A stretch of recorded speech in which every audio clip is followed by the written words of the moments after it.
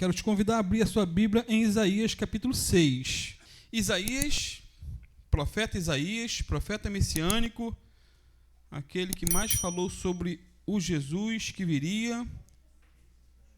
Isaías viveu por volta de 700 anos antes de Cristo, 740 anos. E diz assim, Isaías capítulo 6, versículo 1 em diante. No ano em que o rei Uzias morreu, eu vi o Senhor assentado no trono alto e exaltado, e a aba da sua veste enchia o templo. Acima dele estavam serafins, cada um deles tinha 6 asas, com 2 cobriam o rosto, com 2 cobriam os pés, e com 2 voavam, e proclamavam uns aos outros: Santo, Santo, Santo é o Senhor dos exércitos, a terra inteira está cheia da sua glória. Ao som das suas vozes, os batentes das portas tremeram, e o templo ficou cheio de fumaça. Então gritei: ai de mim, estou perdido, pois sou um homem de lábios impuros, e vivo no meio de um povo de lábios impuros, e os meus olhos viram o Rei, o Senhor dos exércitos. Então um dos serafins voou até mim, trazendo uma brasa viva, que havia tirado do altar com uma tenaz. Com ela tocou a minha boca e disse: veja, isto tocou os seus lábios, e por isso a sua culpa será removida e o seu pecado será perdoado. Então ouvi a voz do Senhor conclamando: quem enviarei? Quem irá por nós? E eu respondi: eis-me aqui, envia-me a mim. Amém, queridos? Amados, em 1820, um jovem de apenas 18 anos, adolescente, jovem, depois da adolescência, disse ter tido uma visão espetacular. Nessa visão, ele afirmou que Deus Pai, em forma humana, e Jesus Cristo apareceram para ele. Esse jovem, então, perguntou aos 2 visitantes ilustres, por sinal, perguntou o seguinte: qual de todas as igrejas é a verdadeira, a fim de saber a qual eu devo me unir ou congregar? E a resposta foi que ele não se unisse a nenhuma delas, porque todas estavam erradas e que todos seus credos eram uma abominação à sua vista. Ou seja, todo mundo desviou, só ele seria aí a última bolacha do pacote. 3 anos depois, em setembro de 1823, esse mesmo jovem disse ter tido uma outra visão. Era um visionário. Segundo ele, um anjo de luz lhe apareceu. Um anjo glorioso, brilhoso. Ele mesmo relata essa experiência dizendo o seguinte, palavras dele, depois vocês vão saber quem foi. Na noite de 21 de setembro de 1823, recorri à oração e à súplica ao Deus Todo-Poderoso. Estava orando. Enquanto estava suplicando a Deus, descobri uma luz surgindo em meu quarto, a qual continuou a aumentar até o aposento ficar mais iluminado do que o meu dia. Imediatamente apareceu ao lado da minha cama um personagem em pé, no ar, flutuando. Imagine a cena, queridos. Pois seus pés não tocavam o solo. Ele vestia uma túnica solta, da mais rara brancura. Era uma brancura que excedia qualquer coisa terrena que eu já vira. Nem acredito que qualquer coisa terrena possa parecer tão extraordinariamente branca e brilhante. Não somente sua túnica era muito branca, mas toda a sua pessoa era indescritivelmente gloriosa e o seu semblante era verdadeiramente como um relâmpago. O quarto estava muito claro, mas não tão luminoso como ao redor dessa pessoa. No momento em que o vi, tive medo, mas o medo logo desapareceu. Chamou-me pelo nome e disse-me que era um mensageiro enviado de Deus e que seu nome era Moroni. Disse que Deus tinha uma obra a ser executada por mim e que meu nome seria considerado bom e mau entre todas as nações, tribos e línguas, e que entre todos os povos se falariam bem e mal de meu nome. E eu vou falar mal do nome dele. O jovem que diz ter tido essas 2 visões chamava-se Joseph Smith Jr. Ele viu um anjo de luz em seu quarto chamado quê? Moroni. Só que esse anjo de luz não era um anjo de Deus, mas um enviado de Satanás. 2 Coríntios 11, versículo 14, o apóstolo Paulo diz: não é de admirar, pois o próprio Satanás se disfarça de anjo de luz. E mais, amados, a mensagem que esse suposto anjo trouxe não foi o evangelho de Jesus Cristo, mas um outro evangelho, diferente daquele descrito no Novo Testamento. Gálatas 1:8, o apóstolo Paulo diz: mas ainda que nós, ou um anjo do céu, pregue um evangelho diferente daquele que lhes pregamos, que seja amaldiçoado. E a consequência dessas duas visões foi o surgimento de uma das seitas mais perigosas do mundo. Joseph Smith foi o fundador da Igreja de Jesus Cristo dos Santos dos Últimos Dias, mais conhecida como Igreja de Mormon. Essa, com certeza, queridos, não foi uma visão da glória, mas uma visão do inferno. Visão do inferno. A mensagem apregoada por Joseph Smith não foi o evangelho puro e genuíno de Jesus Cristo, mas um outro evangelho, totalmente diferente. Para os irmãos terem uma ideia, na primeira reunião dessa seita, em 1830, só haviam 6 pessoas. 6. Hoje, essa seita conta com mais de 17 milhões de membros espalhados por cerca de 160 países. Só no Brasil ela conta com cerca de 1.200.000 membros. São mais de 72 mil missionários e cerca de 350 templos ao redor do mundo. Tudo começou com uma visão que um jovem disse ter tido de Deus, de Jesus e de um anjo chamado Moroni. O profeta Isaías também teve aqui uma visão. É ou não é? Está na tua Bíblia. Eu vi o Senhor, diz ele. Aí no verso 1, ele diz que viu o Senhor assentado em um alto e sublime trono. Porém, amados, essa foi uma visão da glória de Deus, e não uma visão do inferno. Isaías viu o Senhor, e não um demônio chamado Moroni. Essa foi uma visão genuína, e não um engodo satânico, da mesma forma como aconteceu com Joseph Smith. Isaías disse que teve essa visão no ano da morte do rei Uzias. Amados, o rei Uzias morreu cerca de 740 a.C. Ele foi um dos melhores reis de Israel, melhores. Governou a nação por muitos anos. Era amado por todos. Porém, apesar de ter sido um ótimo rei, um rei muito amado, terminou a sua vida de maneira terrível. Ele tentou oferecer incenso no templo, algo que era só permitido aos sacerdotes. Consequentemente, diz a Bíblia, ele morreu leproso, afastado de todos e por conta desse pecado terrível que ele cometeu. Portanto, foi nesse contexto de morte que Isaías teve uma visão celestial.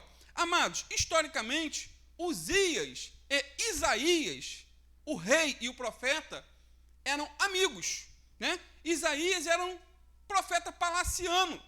Ele tinha livre acesso ao gabinete presidencial, por assim dizer, à presença de Uzias. Ele era muito respeitado em toda a corte. E a morte de Uzias, com certeza, trouxe tristeza ao seu coração e lágrimas aos seus olhos. E mesmo diante de luto, do luto terrível, o texto que lemos diz que Isaías viu o Senhor assentado em um alto e sublime trono. Veja bem, as perspectivas eram desanimadoras, mas o que Isaías viu ao olhar para o alto era glorioso, tremendo.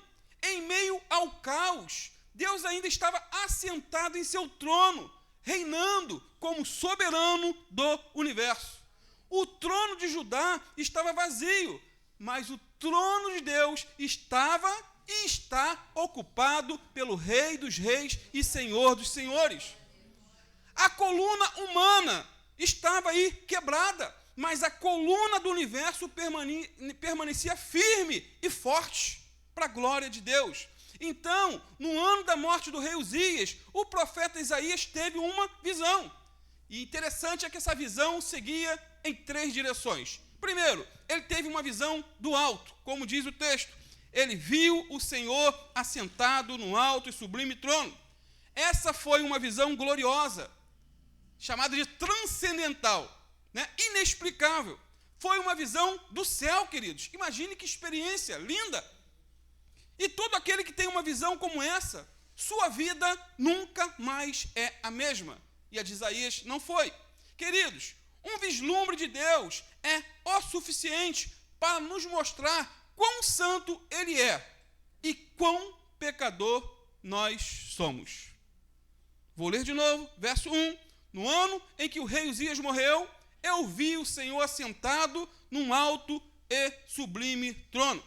Portanto, ainda que um grande rei tivesse deixado seu trono na terra, o maior dos reis continuava assentado em seu trono celestial. Amados, a rainha Elizabeth II, morreu no dia 8/8 de 2022. Viveu muito, 96 anos. Foi uma mulher muito amada por todos.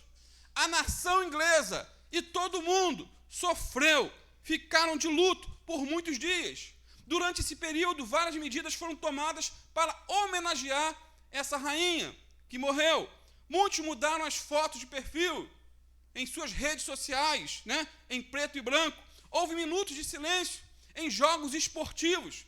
Bandeiras pretas foram hasteadas em muitos estádios. Enfim, foi um momento de grande comoção. Uma rainha morreu, quase 100 anos.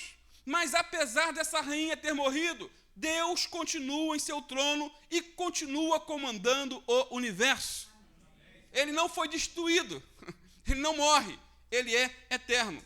Só nesse fato eu tiro uma lição importantíssima para a minha e para a tua vida. Independente das perdas que sofremos aqui na terra, podemos ter experiências profundas com Deus. Seus olhos podem estar molhados de lágrimas e mesmo assim ver o Senhor agindo em sua vida. Você pode ter perdido o emprego, um amigo, um parente e até a saúde. Porém, mesmo diante das perdas mais difíceis da vida, você pode, assim como Isaías, ver o Senhor assentado num alto e sublime trono. Em nome de Jesus, você pode ter experiências marcantes com Deus, mesmo em meio à dor, mesmo em meio ao luto, à tristeza, à depressão, às perdas. Pode, queridos. Ele estava em frangalhos, mas mesmo a situação adversa não o impediu de ver o Senhor, uma visão gloriosa. Quando seu mundo começar a ruir, é bom ver as coisas do ponto de vista celestial.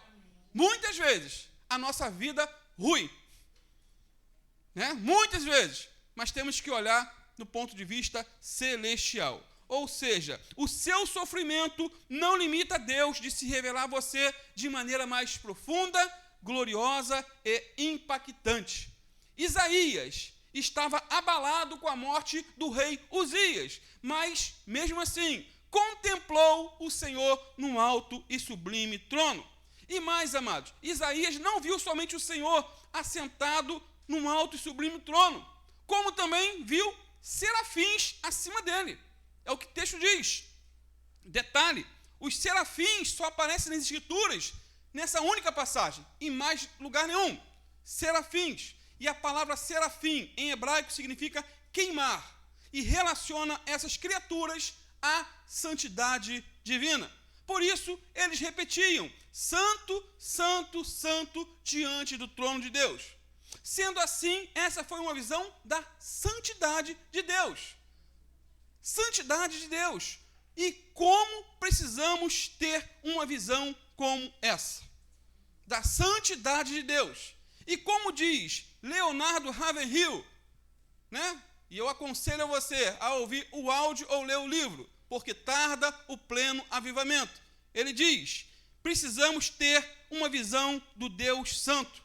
Deus é essencialmente santo. Os serafins não estavam clamando: onipotente, onipotente, onipotente é o Senhor. Eles não diziam onipresente, onipresente, onipresente é o Senhor. E muito menos diziam onisciente, onisciente, onisciente é o Senhor. A grande verdade é que, se tivéssemos diariamente uma visão desse Deus santo, santo e santo, ficaríamos deslumbrados diante da sua onipresença, extasiados ante a sua onipotência, silenciosos diante da sua onisciência e quebrantados diante da sua santidade. E a santidade dele se tornaria nossa, em certo sentido. Porém, a maior vergonha, queridos, a maior vergonha dos nossos dias é que a santidade que muitas vezes ensinamos, ela é anulada pela impiedade do nosso viver. A santidade que a anunciamos de boca, ela é anulada pela impiedade do nosso viver. Isso porque falamos muito, vivemos pouco, temos belos discursos e pouca santidade. Muitos de nós, crentes, somos crentes somente de final de semana, mas ímpios o resto da semana. Crentes de final de semana, ímpios o resto da semana.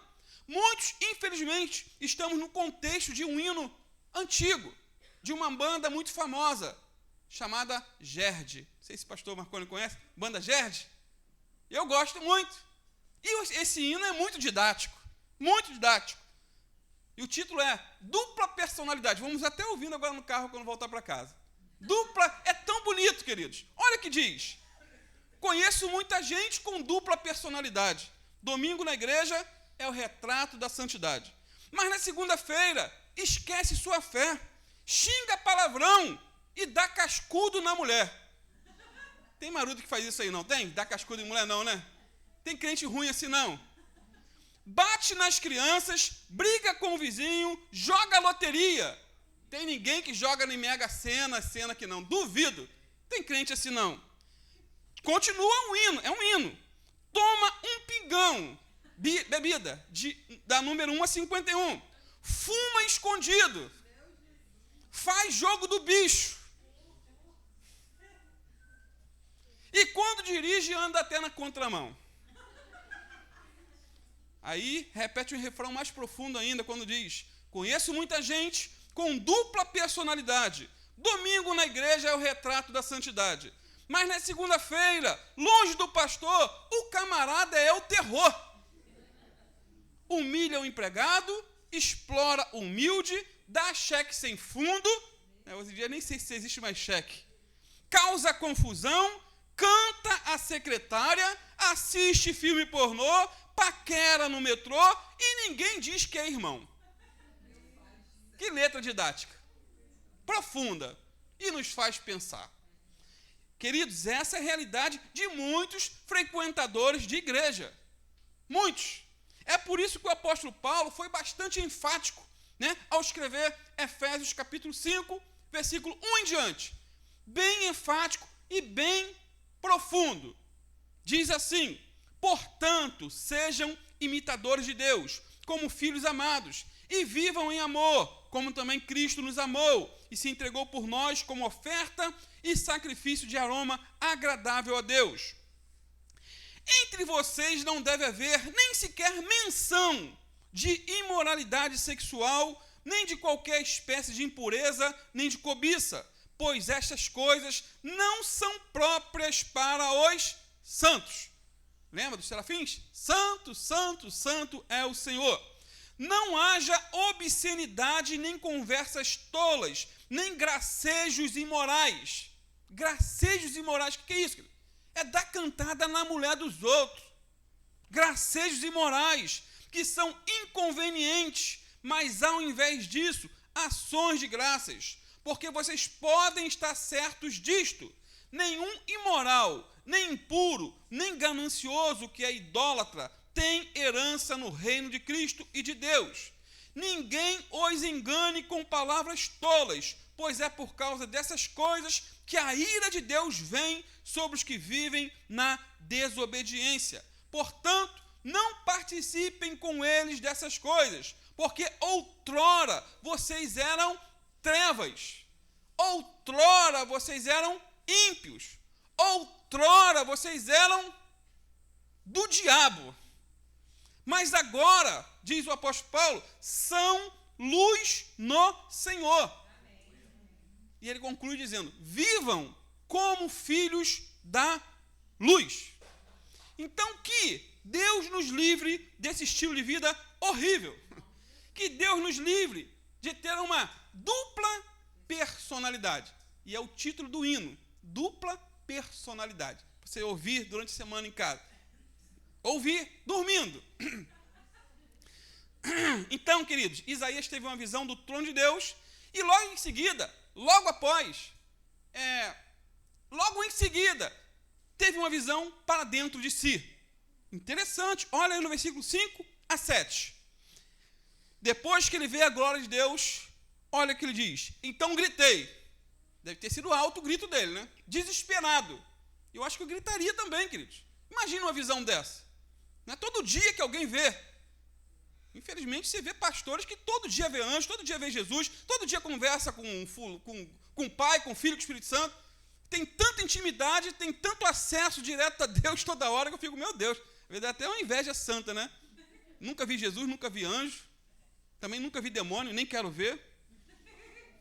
Isaías 6, 5 a 7. Então gritei, ai de mim, estou perdido, pois sou um homem de lábios impuros e vivo no meio de um povo de lábios impuros, e os meus olhos viram o Rei, o Senhor dos Exércitos. Então um dos serafins voou até mim, trazendo uma brasa viva que havia tirado do altar como a tenaz. Com ela tocou minha boca e disse, veja, isto tocou seus lábios, por isso a sua culpa será removida e o seu pecado será perdoado. Ou seja, Isaías sai de uma visão celeste para uma visão terrestre, né? Isso é por demais interessante. Ele deixa de olhar para o alto para olhar para dentro do seu próprio coração. Amados, a visão de Isaías, né, de um Deus santo, tocou profundamente o coração dele. E ele confessou que era o quê? Um pecador. Depois da visão, ele não se gloriou, mas reconheceu que era miserável pecador. A santidade pertence a Deus. Infelizmente, o pecado pertence a nós. Isaías disse, ai de mim, estou perdido, pois sou um homem de lábios impuros, vivo no meio de um povo de impuros lábios. Sendo assim, amados, a visão de Isaías teve altura, pois ele viu o Senhor num alto e sublime trono. Porém, essa visão tinha também profundidade, pois ele viu as profundezas do seu coração podre, pecaminoso. Isso porque, depois de contemplar o trono santo de Deus, ele visualizou o seu coração sujo. Esse é o normal de acontecer quando se está na presença de um Deus santo. Todos aqueles que tiveram experiências profundas com Deus, assim como Isaías, foram confrontados com seus pecados. Amados, é impossível ter experiências com Deus e, ao mesmo tempo, se considerar um santarrão. É impossível. É impossível. Até porque é na luz de Deus que enxergamos as sujeiras do nosso coração. É na presença de Deus que somos confrontados com os nossos pecados. Foi depois de contemplar o Senhor num alto e sublime trono que Isaías gritou, ai de mim, estou perdido. Foi depois que Jesus se revelou a Pedro que ele disse o seguinte, afaste-se de mim, porque eu sou pecador. Penso, queridos, que essa deveria ser a nossa reação sempre que sairmos do quarto da oração ou sairmos de um período de jejum. Quanto mais oramos, quanto mais jejuamos, mais devemos nos prostrar ante a santidade desse Deus santo. O cristão, ele não deve ser como aquele fariseu hipócrita que disse, Senhor, graças te dou, porque eu não sou como os demais homens.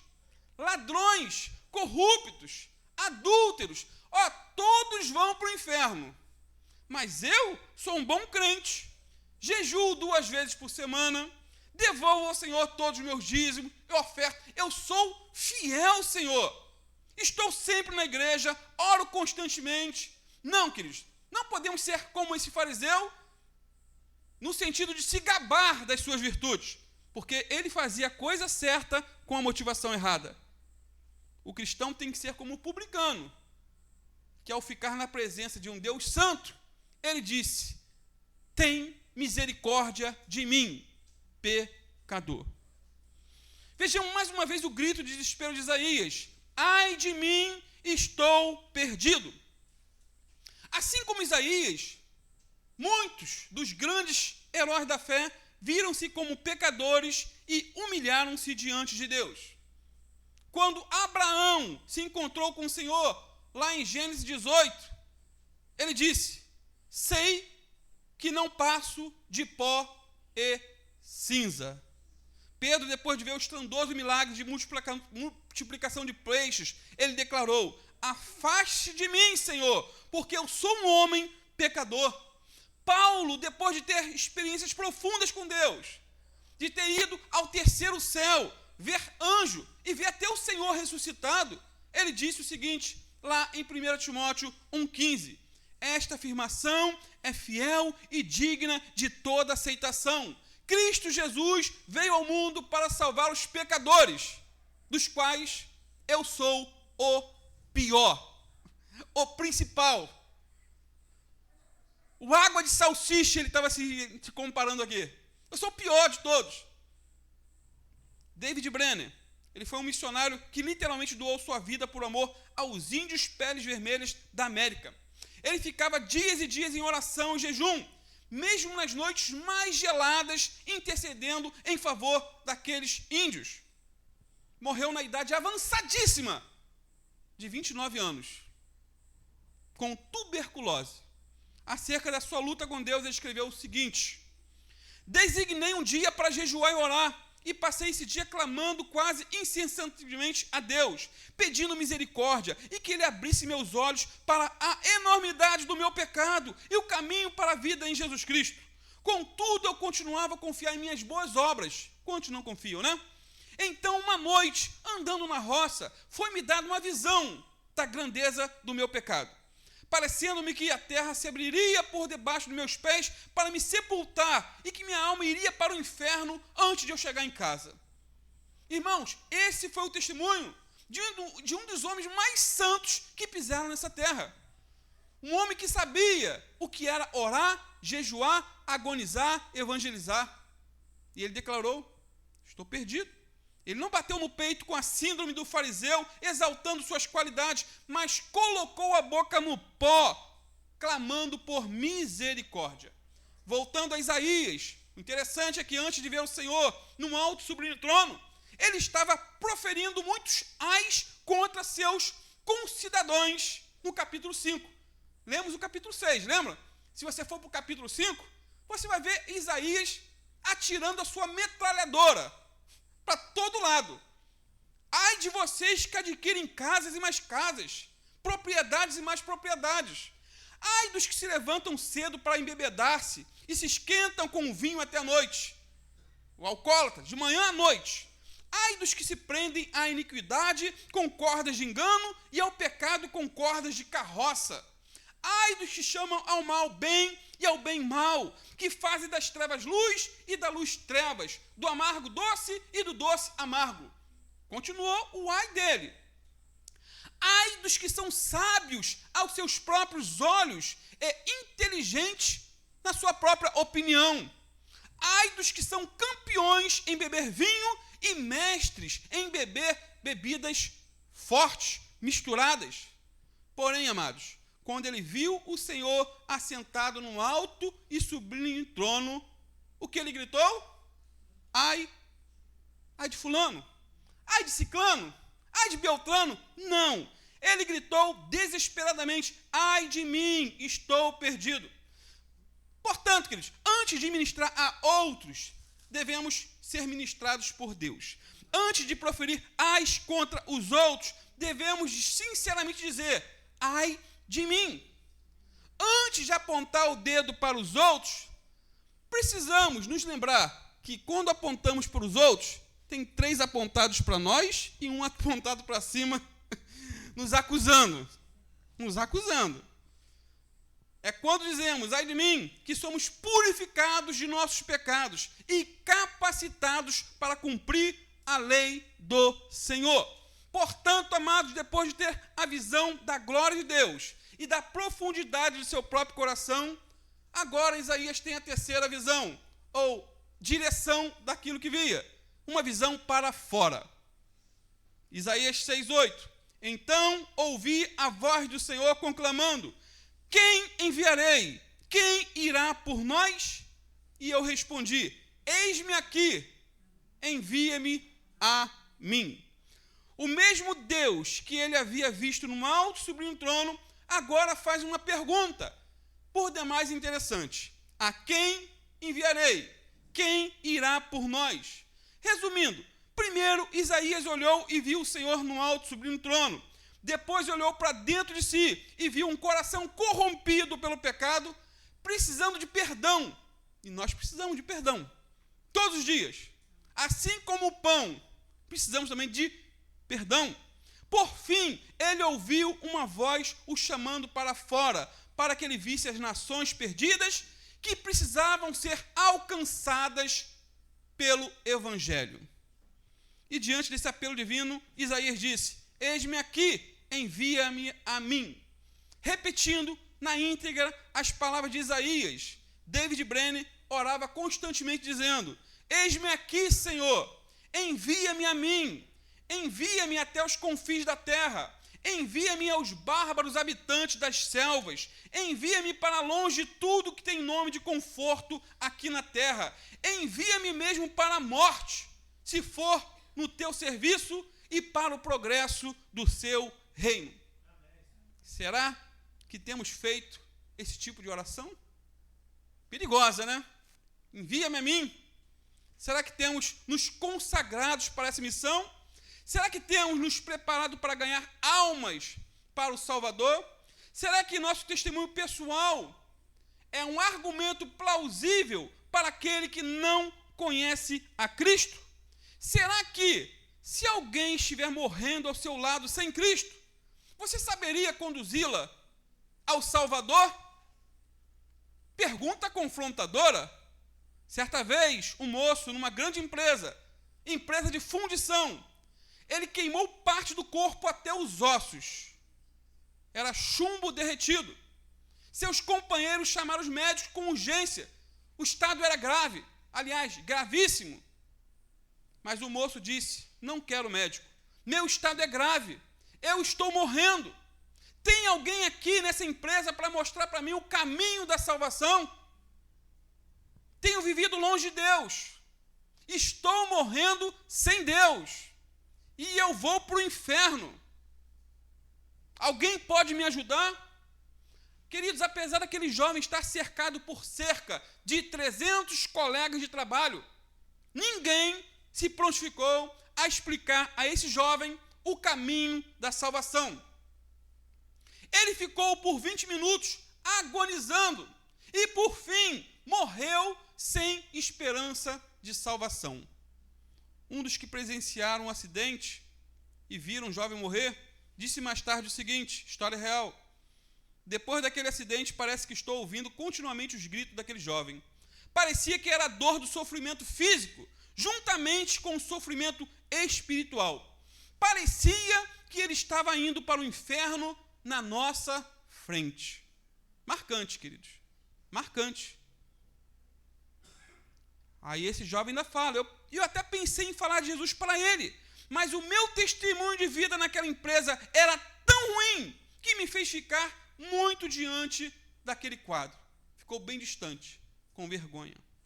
Amados, Deus não exige um vaso bonito para a sua obra, mas sim um vaso limpo.